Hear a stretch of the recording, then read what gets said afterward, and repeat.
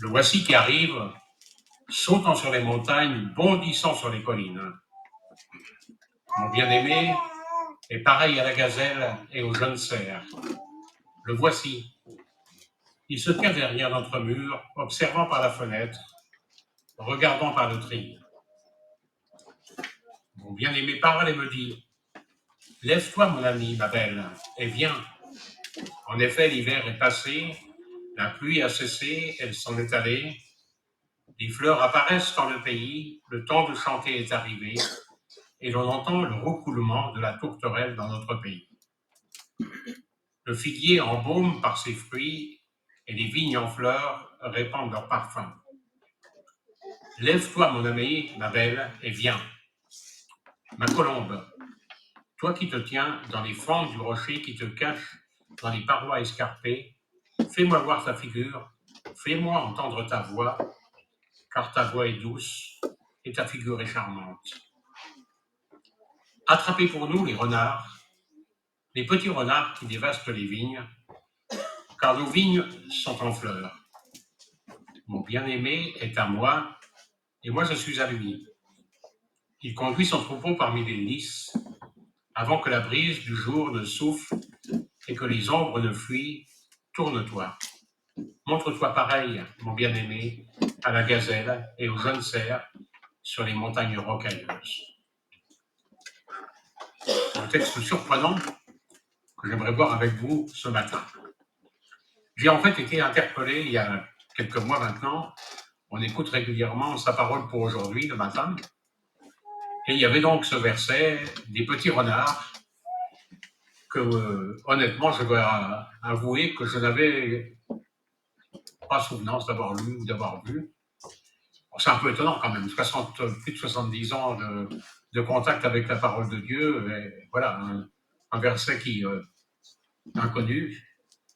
Et puis en plus, ça m'a rappelé mon enfance, ma jeunesse.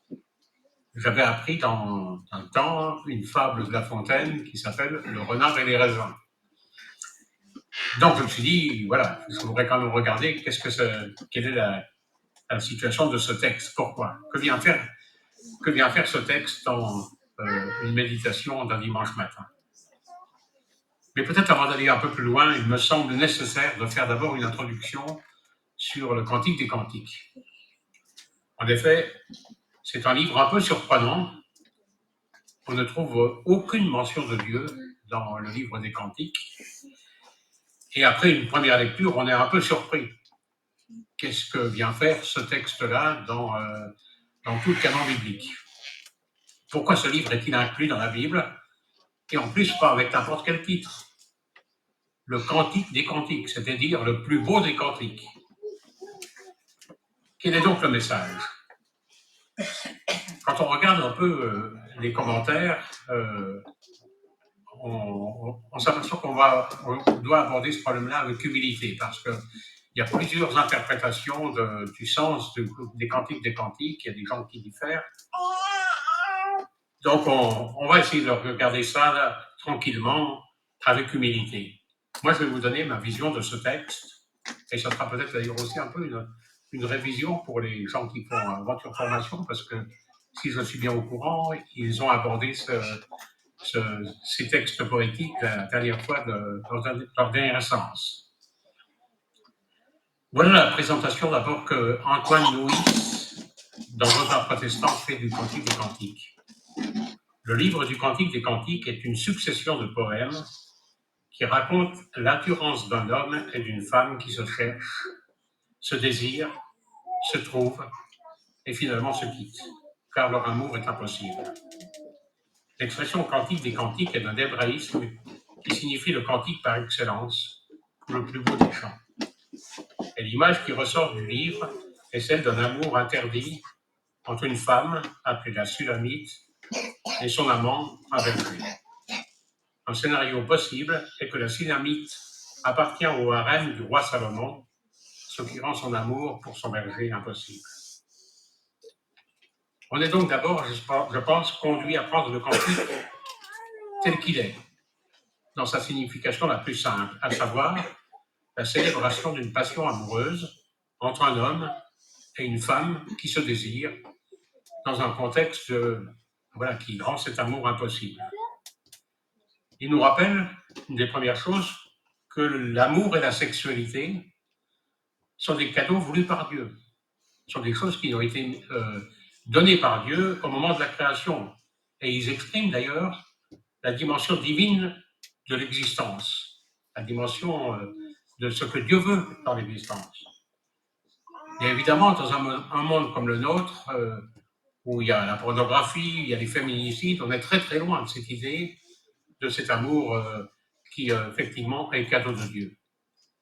L'amour est important. Et je pense que le livre, avec sa vision de l'amour, il était effectivement nécessaire qu'il soit dans la parole de Dieu, dans la Bible. S'il n'y était pas, il manquerait. La présence de ce livre dans le canon du Premier Testament a été discutée, bien sûr, en particulier au moment où il a été question de constituer le contenu de la Bible que nous avons maintenant.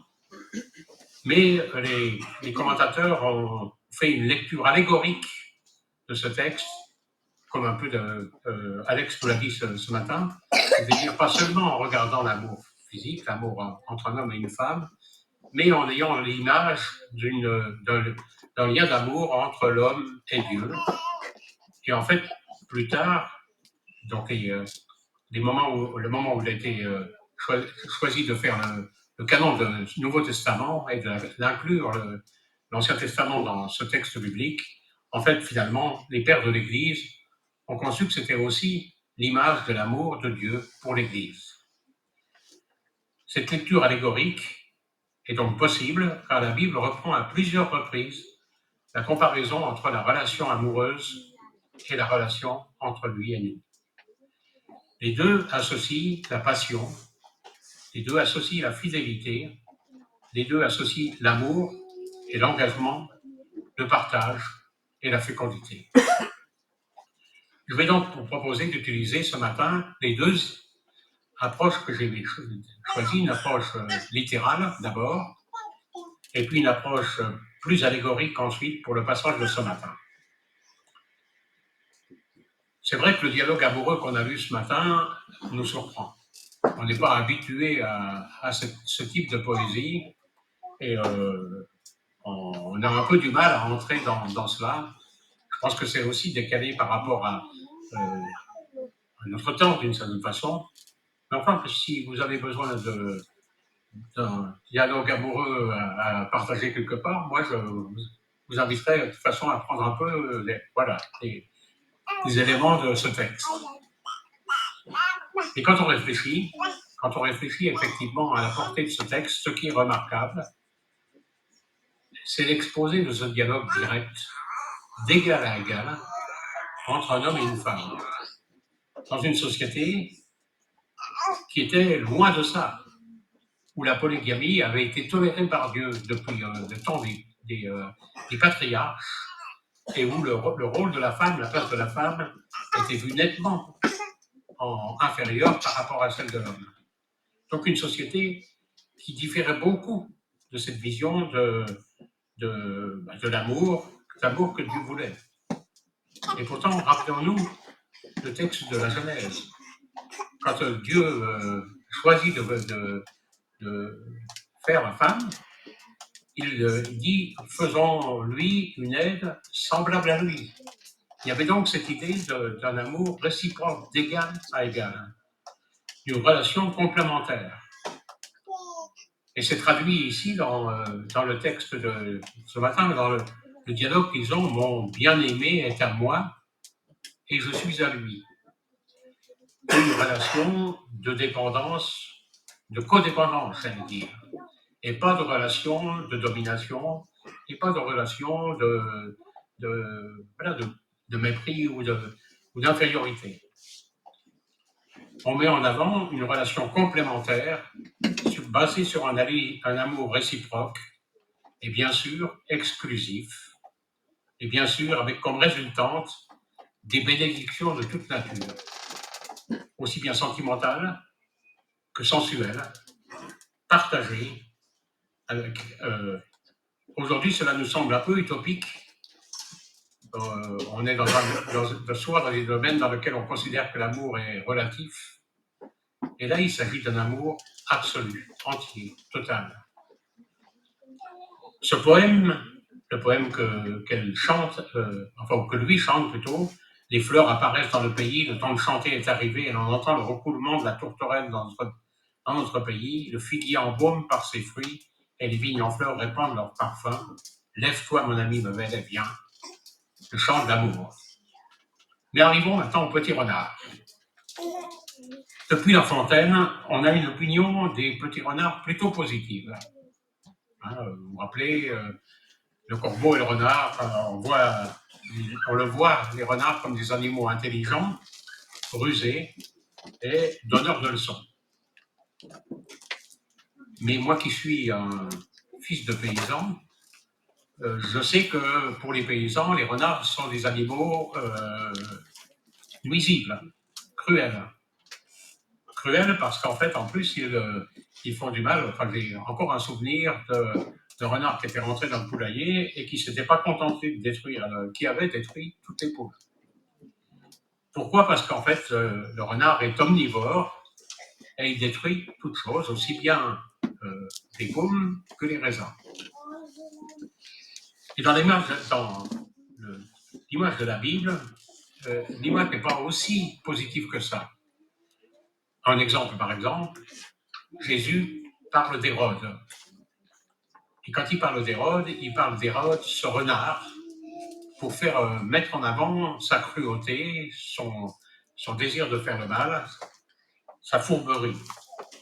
Et c'est aussi le cas de la vision que donne ce texte. La jeune femme désire les fruits de son amour et elle met en garde son bien-aimé en lui disant qu'il y a, par rapport à ces fruits, des prédateurs qui ont pour but de ravager et de détruire les fruits de cette relation, qui mangent les raisins. Elle l'avertit que des petites choses peuvent insidieusement venir et détruire tous les bénéfices de la relation, tous les fruits que la relation devrait produire. Quels sont ces petits prédateurs et que font-ils? Ils nous entraînent à toutes ces mauvaises habitudes auxquelles nous prêtons peu attention, bien parce qu'elles nous paraissent sans grande importance.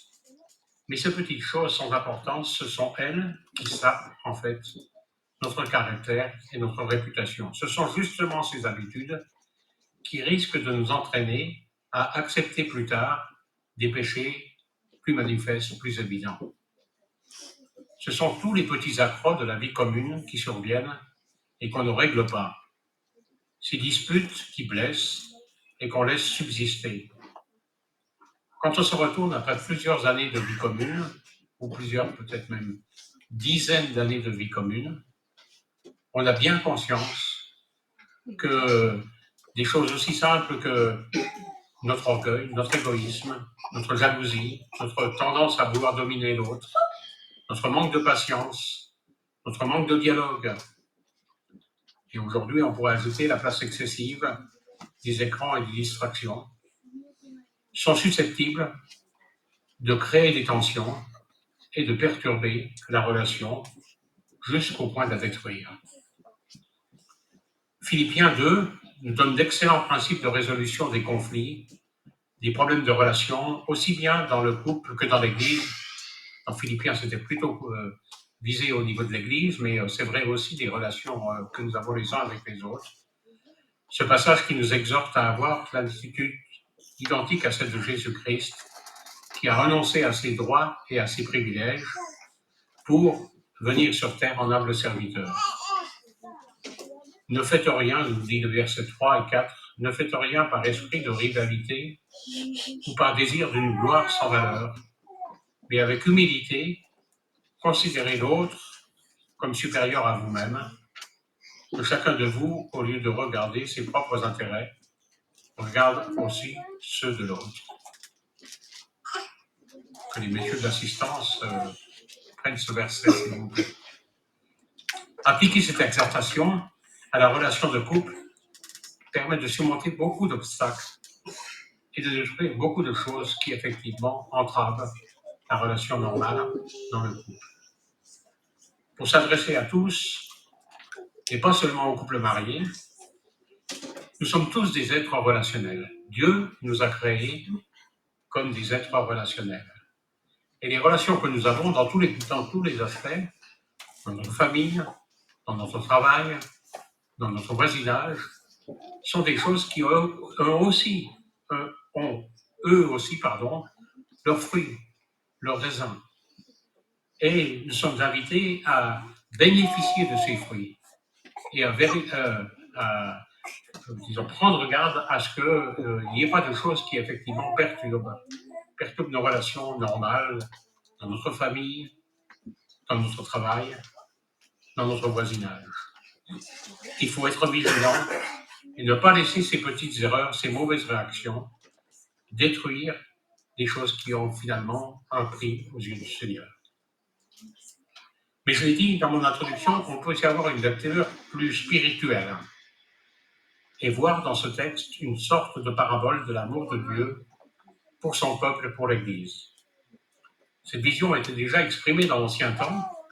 On peut se rappeler quand même que ces textes des psaumes, des proverbes, qu'on appelle les textes poétiques, psaumes, proverbes, ecclésiastes et cantiques des cantiques, étaient des textes qui étaient chantés par le peuple d'Israël au moment des fêtes, les fêtes les plus importantes du culte juif. On chantait ces textes, et parmi ces textes, il y avait les textes du cantique des cantiques. Donc, très vite aussi, l'Église a partagé cette vision d'une allégorie de l'amour de Dieu pour son peuple, en constatant les parallèles étonnants entre ce livre et les textes du Nouveau Testament. C'est par exemple le cas pour nous, de manière très étonnante, avec un passage qu'on a vu il y a quelques mois, le passage de Jésus, quand Jésus parle du lien entre le cep et les sarments. Étonnant cette image du raisin, cette même image du raisin qui doit porter du fruit, et nous devons faire attention à ce que nous soyons attachés à Jésus-Christ pour porter réellement du fruit. Ces deux textes utilisent l'image du raisin et de la vigne pour parler des fruits que la relation avec Dieu doit produire en nous. De ces deux images complémentaires.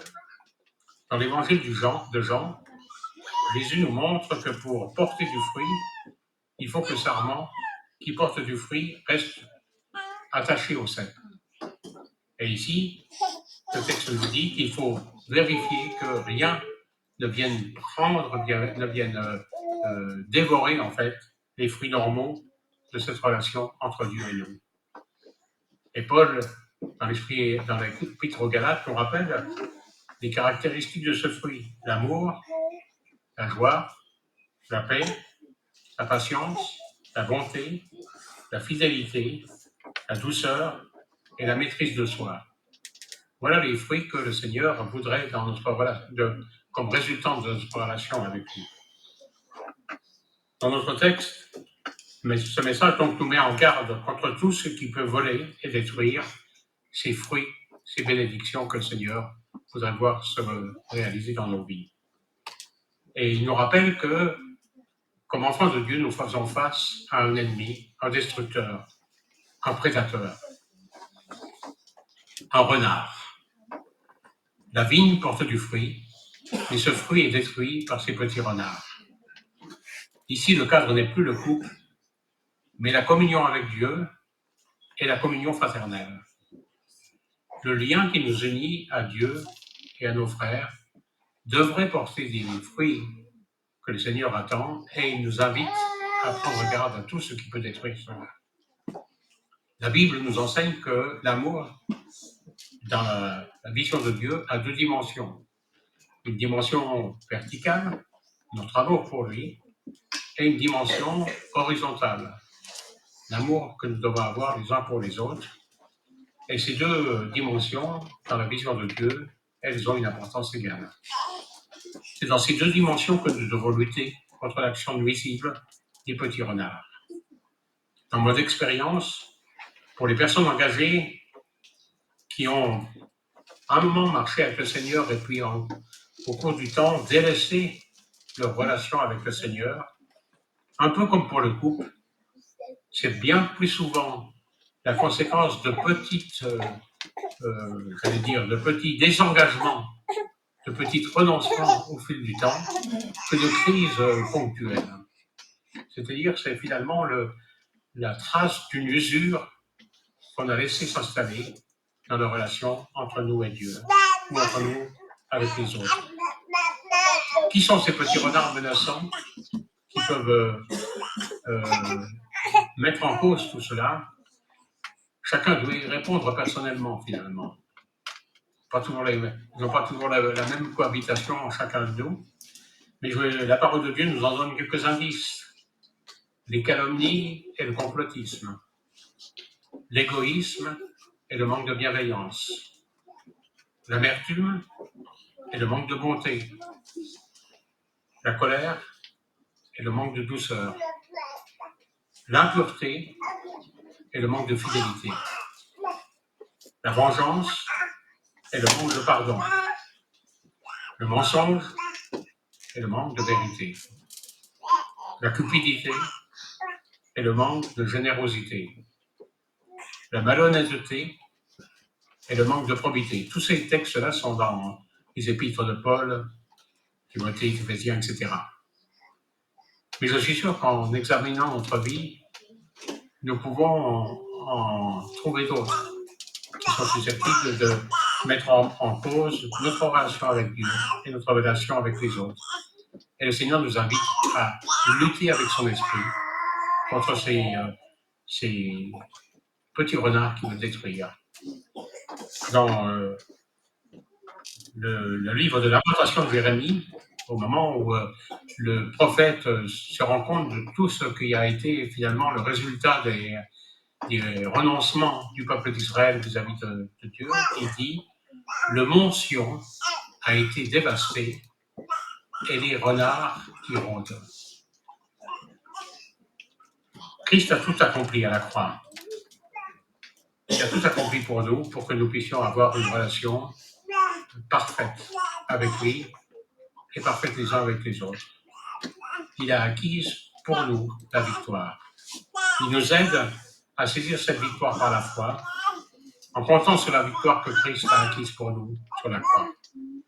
Et il nous assure de l'assistance de son esprit pour pouvoir effectivement lutter avec la victoire contre tout cela, pour pouvoir vraiment vivre notre relation. Veillons donc sur nos relations avec Dieu et sur nos relations les uns avec les autres et chassons les petits renards de notre vie. Amen.